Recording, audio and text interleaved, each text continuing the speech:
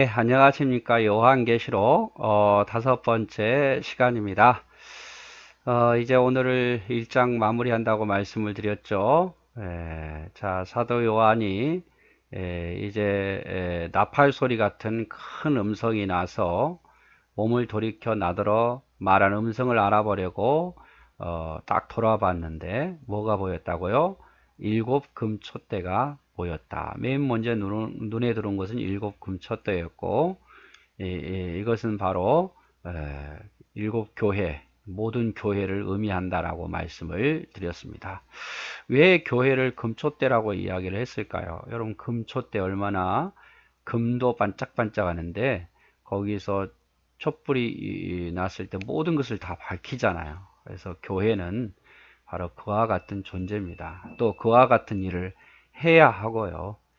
교회는 세상에 비치고 타락해가는 세상에서 올바른 진리를 전해줄 수 있는 것, 끝까지 광야에서 외치는 자의 소리처럼 진리를 전해줄 수 있는 것이 교회라는 사실을 기억해야 됩니다. 그래서 교회가 타락해버리면 세상은 희망이 없는 거예요.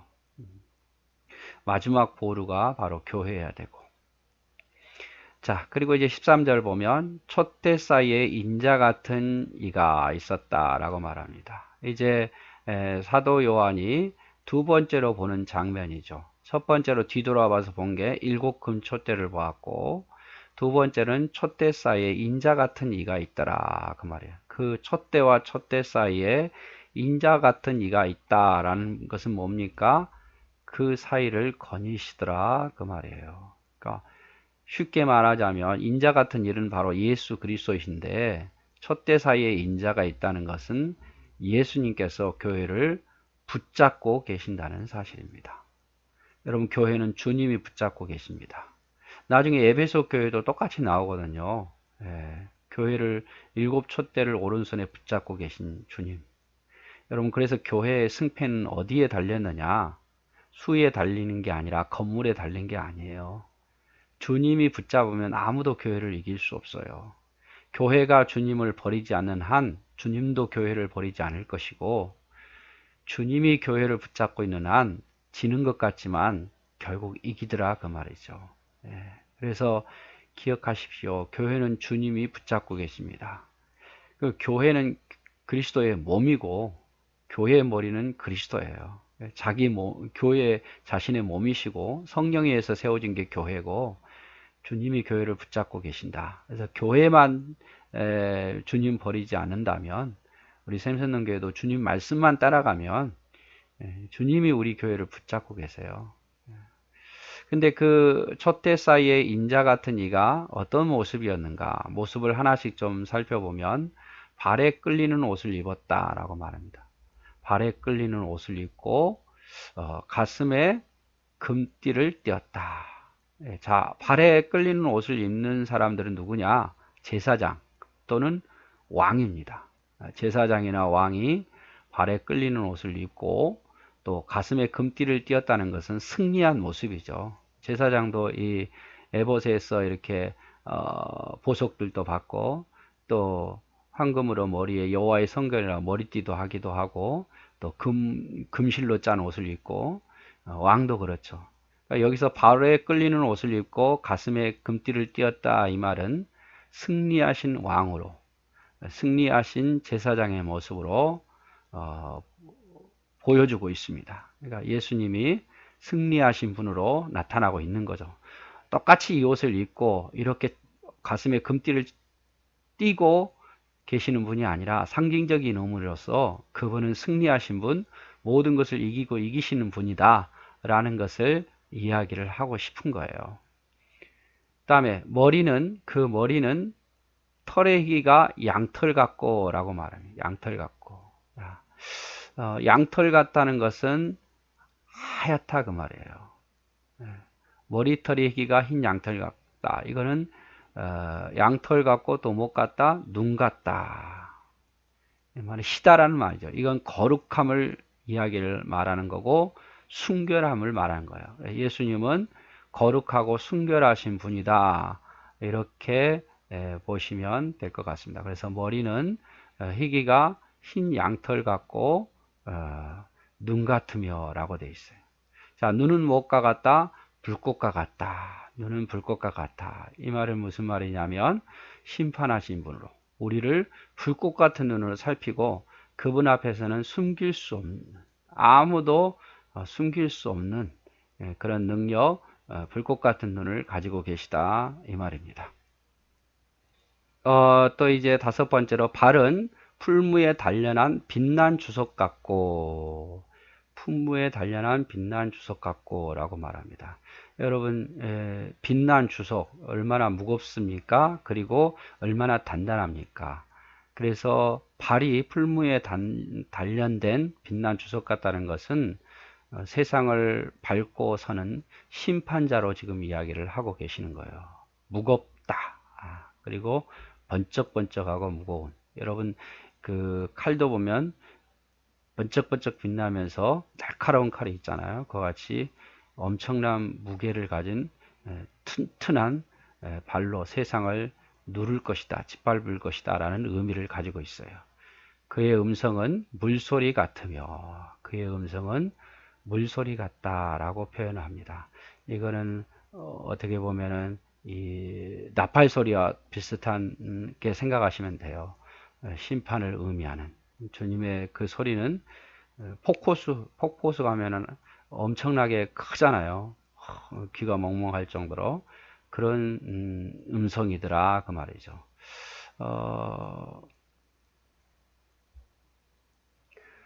그리고 이제 그 오른손에는 일곱 별이 있다. 일곱 별이 있더라. 그 주님의 손에 일곱 별이 있다. 이 일곱 별은 또 뭔가? 일곱 촛대는 교회였고 일곱 별은 바로 사자입니다. 그 교회의 사자. 지금으로 말하면 목회자 혹은 교회 지도자리죠. 그러니까 주님이 그 교회 지도자들을 붙잡고 계시는, 교회만 붙잡고 계신 게 아니라 지도자들도 붙잡고 계시는, 그래서 주님의 손 안에 지도자들이 있는 거예요. 그리고 입에는 좌우의 날선 검이 나오고, 좌우의 날선 검은 하나님의 말씀이 그 입에서 나오고, 즉 그 일곱 별 사자들을 통해서 하나님의 말씀이 나오고, 또 이것은 그 말씀으로 세상을 말씀의 잣대로 세상을 심판하실 것을 이야기하고 계십니다. 얼굴은 해가 힘있게 비치는 것 같더라. 얼굴은 해가 힘있게 비치는 것 같더라. 이것은 이제 그분의 영광을 이야기를 하는 거죠. 얼굴에 해가 힘있게 비치는 것 같다. 사도 요한도 변화산에서 예수님의 변화된 모습을 봤잖아요. 광채가 나는 그런 모습을 다시 한번 보고 있는 모습이에요. 그래서 이게 다시 한번 정리하면, 자, 사도 요한이 음성이 나서 딱 뒤를 돌이켜서 봤는데, 일곱 촛대가 제일 먼저 보였고, 교회는 금촛대다라고 말씀을 드렸고, 촛대 사이에 인자 같은 이가 있더라 그 말이에요. 근데 그 인자 같은 이의 모습이 어떤 모습이냐? 발에 끌리는 옷을 입었고, 가슴에 금띠를 찼고, 그 다음에 머리는 털의 희기가 양털 눈과 같고 눈처럼 희고 눈은 불꽃 같더라. 그리고 발은 풀무에 단련한 주석과 같고 그의 음성은 물소리 많은 엄청난 폭포수와 같은 그런 우렁찬 소리 같았으며, 그리고 그 오른손에는 무엇을 일곱 별을 지었고 입에서는 좌우의 날성검이 나오고 얼굴은 해가 힘있게 비치는 것 같더라. 그래서 예수님의 모습이 이렇게 똑같이 생긴 건 아니에요. 그렇게 생각하시면 안 되고요. 주님의 어떤 그 가지고 있는 성품 그런 것들을 이제 상징적으로 나타낸 거죠. 그리고 아마 사도 요한은 이런 모습으로 봤을 거예요. 이런 모습으로. 근데 이런 모습 속에서 예수님의 모습, 심판하러 오신 예수님의 모습이 어떨 것이라는 것을 우리에게 보여주고 있다는 사실이에요. 그리고 일곱 금촛대가 뭔가? 일곱 교회다라고 생각하시면 되고, 또 일곱 별은 교회 사자들을 이야기한다. 또 하나씩 하나씩 이렇게 생각해 보면 또 여러분 나름대로 재미있을 것 같아요. 첫대 사이 인자 같은 이가 있었는데 주님의 모습이 발에 끌리는 옷에 의복을 입었고 가슴에 금띠를 띠고 머리털은 양털과 눈같이고 눈은 붓것 같고 발은 풀무에 단련한 주석 같고 음성은 많은 물소리 같고 오른손에 7뼈를 가졌는데 입에서 좌우에 날선검이 나오고 얼굴은 해같이 비치는 것 같더라. 이렇게 지금 쭉 설명을 하고 있습니다. 자, 17절 말씀. 내가 볼 때에 앞에 나온 이 9가지 모습을 볼 때에 어떻게 됐습니까? 그 발 앞에 엎드려 죽은 자 같이 되어버렸다라고 말한 거죠. 죽은 자 같이 되어버렸다. 우리가 알듯이 사도 요한, 반모섬에 갇힌 사도 요한은 예수님을 쭉 보아왔습니다. 아마 예수님과 같은 고향이었기 때문에 그의 어린 시절도 보아왔을 거예요. 그리고 기적을 행하신 주님의 모습도 보았고 변화산에서 변화된 모습도 보았고 부활하신 주님도 모습도 보았습니다. 그래서 웬만해서는 주님이 영광스럽게 오셔도 이미 본 모습들이 있기 때문에 그렇게 놀라지 않을 것 같은데 지금 여기서 앞에 본 이 9가지의 모습을 보고는 그 발 앞에 엎드려 죽은 자 같이 벌벌 떨면서 두려워하고 있는 모습이에요. 어떤 모습이었기 때문입니까? 발에 끌리는 옷을 입고 가슴에 금띠를 띠고 머리털에 희기가 양털 같고 눈은 불꽃 같고 발은 풀무에 단련한 주석 같고 음성은 많은 물소리 같고 오른손에 7뼈를 있는데 좌우에 날선검이 나오고 얼굴은 해가 힘있게 비치는 것 같더라. 우리 문자로 봤을 때는 글로 봤을 때는 뭐 그렇겠다라는 생각인데 실제로 그 모습을 본 사도 요한은 그 영광에 취해서 또 그 영광으로 인해서 죽을 만큼 두려워졌더라 그 말이에요. 여러분 이사야 선지자가 보면 예수님의 날개만 보고도 두려워 죽게 될 만큼 벌벌 떨고 있는 그런 모습을 볼 수 있습니다. 여러분 지금 우리가 하나님 보고 싶다는 분 있잖아요. 하나님 진짜 여러분 옷자락이라도 보여주면 우리는 무서워서 그 앞에 서지도 못해요.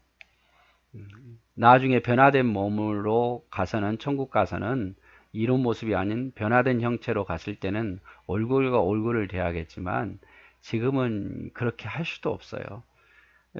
사도 요한은 방금도 말했지만 변화산에서 그 영광스럽던 모습도 보았고 부활한 모습도 보았음에도 불구하고 이렇게 된 거예요. 그래서 그 발 앞에 엎드려 죽은 자 같이 되매 자 이제 뭐라고 말합니까? 그가 오른손을 내게 얹고 위로하시는 거죠. 가라사대 두려워 말라. 나는 처음이요 나중이다. 알파와 오메가다. 이 말씀을 참 많이 쓰시죠. 그러나 이제 중요한 것은 내게 손을 얹으시면서 두려워하지 말라. 두려워하지 말라. 사도 요한아. 이렇게 이야기를 하고 있습니다. 여러분 사도 요한이 이 말을 듣고 얼마나 위로가 됐겠어요. 두려워하지 말라. 그렇죠. 우리는 정말 이 모습이 필요해요. 두려워하지 말는. 세상을 보면서 두려워하고 있는 모습이 돼서는 안 돼요. 주님 앞에서 두려워 떨고 내가 주님이 나를 어떻게 바라보실까 이것에 대한 항상 두려움이 있어야지 주님은 하나도 두려워하지 않고 세상 내가 어떻게 살까 무엇을 먹을까 무엇을 마실까 사람들이 나를 어떻게 생각할까 나의 미래는 어떨까 이런 두려운 마음은 결코 주님이 주신 마음이 아니에요. 제가 여러분에게 말씀드리고 싶은 것은 주님이 주신 마음은 평강이에요. 그리고 주님이 주신 마음은 담대함이고 그래서 어려운 일이 있어도 마음이 평안해지잖아요. 그리고 하나님이 도우시면 나는 할 수 있어 이런 마음이 드는 건요. 하나님이 내게 응답하신 거고 하나님 주신 마음이에요. 근데 아무리 평안하고 지금 잘 돼도 왠지 마음이 불안하고 마음이 평안이 없고 미래가 두렵고 어떡하지 이거는요. 하나님 주신 마음이 아니라 사단이 주는 마음이에요. 그래서 우리는 하나님을 믿잖아요. 하나님이 내 아버지시고 그래서 우리는 두려워하지 말아야 돼요. 지금 사도 요한에게도 예수님 말씀하시잖아요. 내게 손을 얹으시면서 두려워하지 말라. 여러분 느껴지지 않습니까?